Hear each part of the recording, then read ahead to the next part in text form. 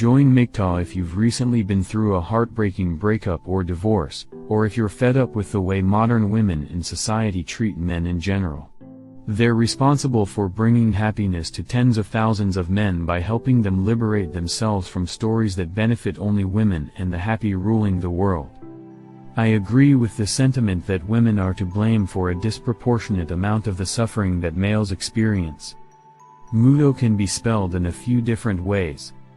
Consider below a list of common excuses men use for not getting married or starting new romantic relationships with women. Typical reasons guys give for going their own way are listed below in case you or someone you know has ever wondered why men are acting differently. Here is the correct response to the inquiry.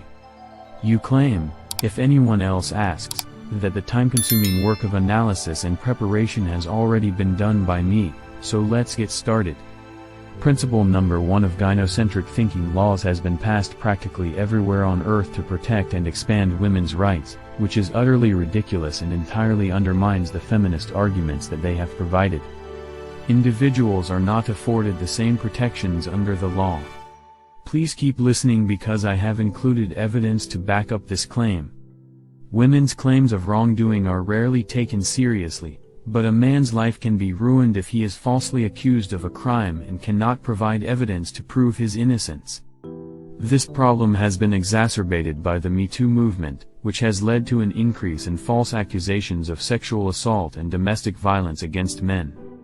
Generally speaking, the law and the courts will rule in favor of the woman. When fathers lose custody of their children, they end up paying alimony 88% of the time, and in 97% of those cases, equality does not apply. This is a severe punishment for men who have worked hard and achieved success in their employment. We have such a high rate of single mothers because the courts don't bother to verify whether or not the money is actually going to the mother or the child. Putting on a show of wealth by dressing up and carrying around expensive luggage. Women file for divorce at a rate of 80% higher than men, and divorce is the end outcome for almost half of all marriages. Due to the fact that women cheat on their husbands at a rate of roughly 50% of the time, it is not your fault if you get divorced and have to pay alimony or child support to your ex-wife for the rest of your life. Manslaughter is never taken seriously by law enforcement, despite the fact that men account for a larger share of the jail population than women do. This is true even if an adult woman sexually abused you when you were a youngster when they were 18 years old. As the disproportionate treatment of female victims of domestic abuse shows, inclusiveness is just a story offered to make people feel good about themselves. All of this proves that diversity is really a tale. It is especially reprehensible that when women are victims of abuse they receive sympathy while men who face the same issues are looked down upon, which brings us to our next point, which is that men are encouraged to express their feelings and feel linked to the feminine energy that they possess, and society works hard to ensure that women have the impression that they are powerful and able to handle themselves. However, violence against men is frequently used as a humorous trope in the media, in stark contrast to the way that violence against women is not condoned.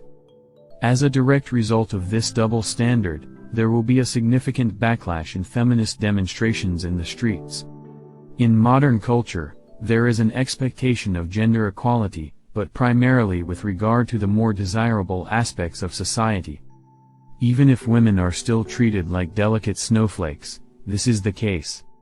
Acknowledge not just that women are now authoritative figures in their own right, but also that they expect to be treated like queens.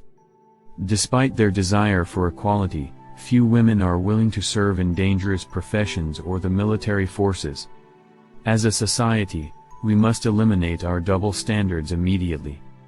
Until there is greater gender parity in society as a whole, men will continue to be treated unfairly and women's concerns will be prioritized above men's, neither of which will be addressed. In addition, problems are only handled when women are afflicted by them. If a male is harmed by the same issue, no one pays any attention to it. This is a double standard that has to be addressed. Thirdly, there is an insufficient amount of motivation to begin dating females.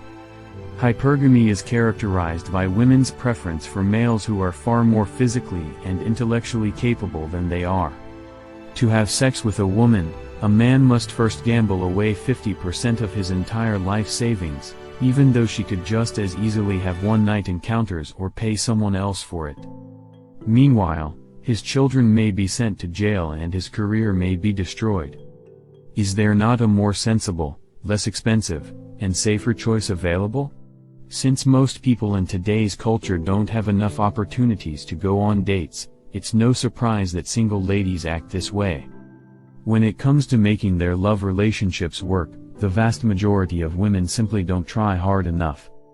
A woman should not expect to get everything she wants out of a relationship, rather, she should choose one thing she really wants and be happy with that. Item 4. Women benefit from inherent strengths. The more males there are who can provide for their families than the average caveman could, the more likely it is that women will choose to mate with them. Males, on the other hand, are constructed in a fundamentally different way. Because women are physiologically built to favor financially stable men and because fertile females make superior babies, it's possible that dating Dan Bilzerian won't have as much of an impact as you may expect. It would not shock me if he was a homeless person. This shows how superficial they are, as they only care about how others look on the outside. Marriage today is essentially just a form of legalized prostitution, with the only difference being that it is 1,000 times more expensive and men are expected to put up with the consequences, as women generally expect their spouses to place importance on their outward appearance, their wealth to buy themselves pleasure, and the sex that they get in return. Most men would rather enjoy their single status through sexual exploits or by avoiding the subject of love commitment altogether because of the high cost associated with doing so in our culture, despite the fact that we live in a relatively advanced society. I think all of these reasons have merit. These people genuinely believe that women in society are on the decline, and as a result, they prefer to remain unmarried and out of the court system. Males, more so than women, believe they are entitled to certain benefits and, contrary to popular belief, are happier now than they have ever been.